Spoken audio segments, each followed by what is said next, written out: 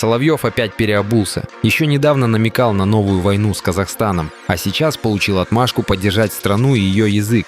Поэтому, конечно, Средняя Азия, наше подбрюшье, которое всегда будет использоваться англосаксами для стабилизации обстановки, не просто обстановки у нас внутри, в том числе используя вот... А на каком языке говорят в Казахстане?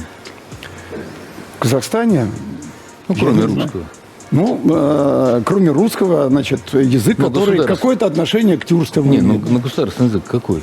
Казахский, наверное? Казахский, да. А где у нас изучают казахский язык? А вот, кстати, да, интересный вопрос.